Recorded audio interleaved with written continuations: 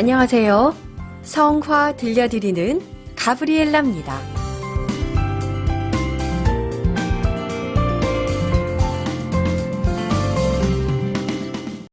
7월 3일은 성 도마스 사도 축일입니다. 오늘 축일을 맞으신 도마스 형제님들께 축일 축하드리며 하느님의 사랑이 늘 함께 하시기를 기도드려요.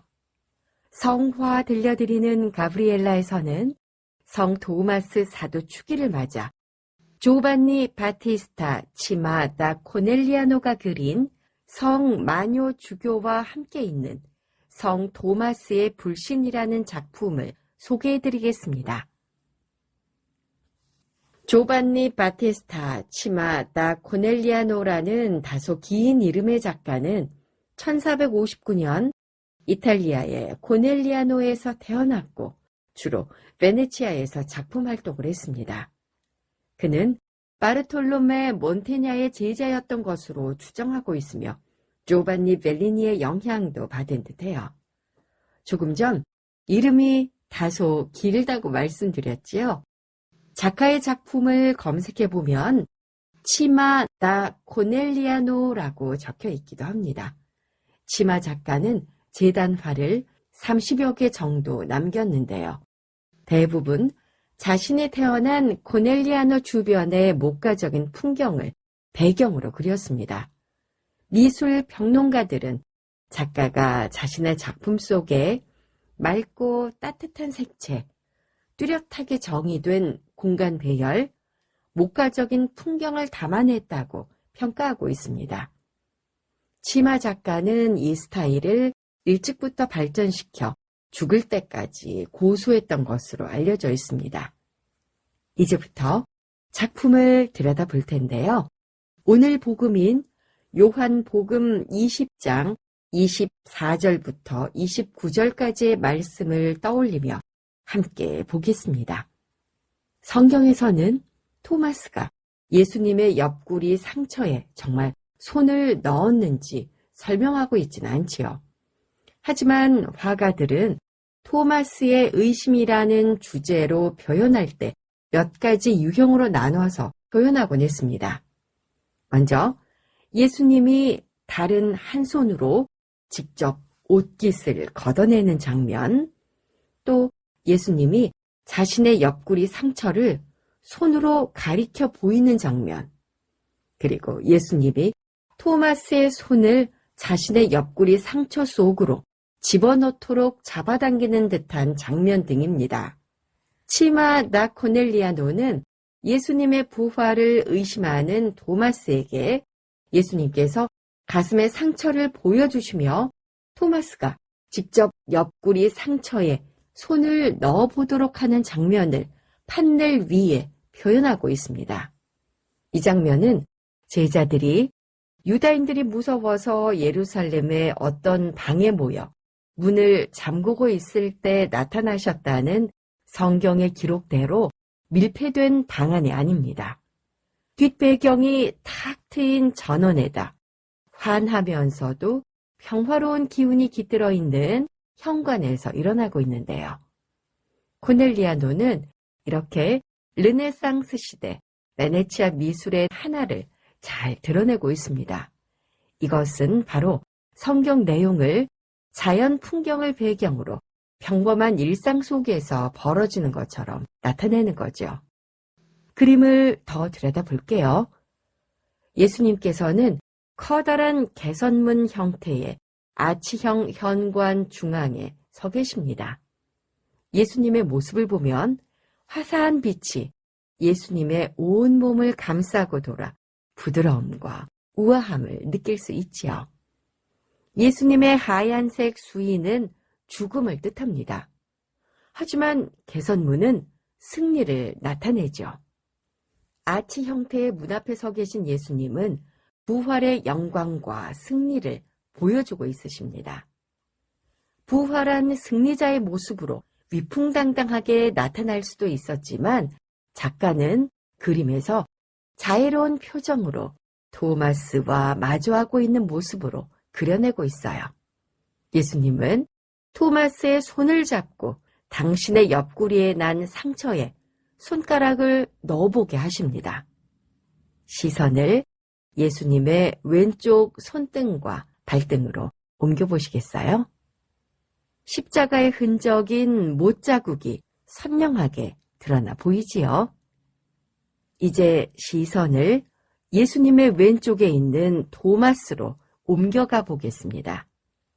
그림을 자세히 보시면 토마스는 예수님께서 부활하셨다는 소식을 듣고 막 달려온 동작입니다.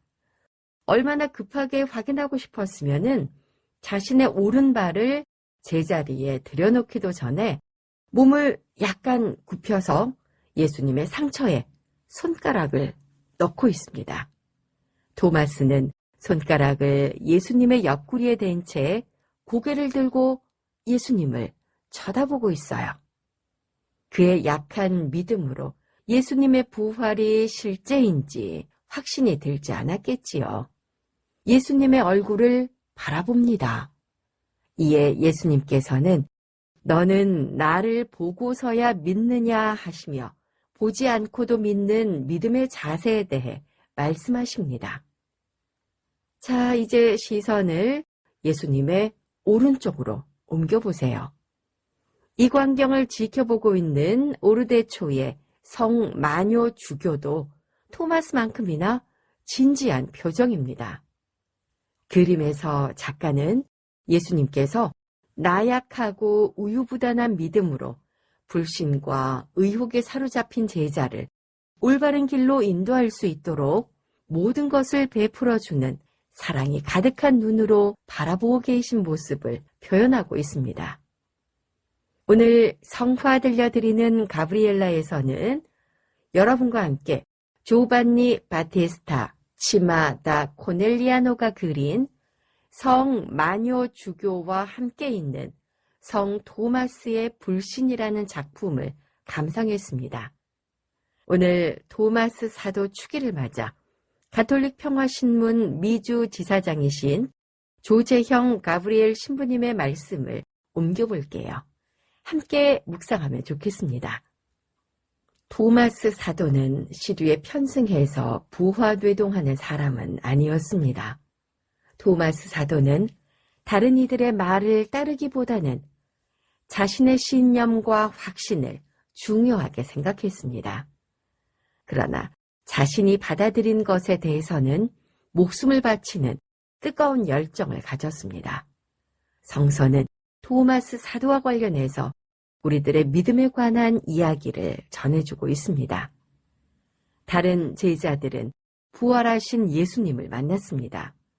토마스 사도는 잠시 어딜 다녀왔고 그래서 주님의 부활을 이야기하는 다른 제자들에게 유명한 말을 합니다. 나는 그분의 옆구리에 손을 넣어보고 그분의 못자국에 손을 넣어보지 않고는 믿지 않겠습니다. 주님께서는 토마스 사도에게 나타나셔서 말씀하십니다. 너는 나를 보고야 믿느냐? 나를 보지 않고도 믿는 자는 참으로 복되다. 토마스 사도는 주님 앞에 엎드려 이렇게 고백을 합니다. 나의 주님, 나의 하느님. 우리는 모두 살아가면서 토마스 사도와 같은 불신을 가지게 됩니다. 세상이 험해서 그렇기도 합니다. 우체국이라고 하면서 사기를 치기도 하고 전화해서 신용카드에 문제가 있다고 하기도 합니다. 낯선 사람의 배를 누르면 문을 열어주기가 겁나기도 합니다. 아이들은 모르는 어른들의 친절함을 받아들이지 못하기도 합니다. 우리는 살아가면서 거짓과 진실을 분별하는 지혜를 가져야 합니다. 그리고 그것이 필요한 것도 사실입니다. 그러나 불신과 의혹만으로 세상을 살 수 없습니다. 오늘 바오로 사도는 에페소인들에게 이렇게 말했습니다. 여러분은 이제는 외국인도 아니고 이방인도 아닙니다. 성도들과 함께한 시민이며 하느님의 한 가족입니다. 바로 신앙의 눈으로 봤기 때문입니다. 오늘 우리가 만나는 가족, 이웃들을 신앙의 눈으로 볼 수 있었으면 좋겠습니다.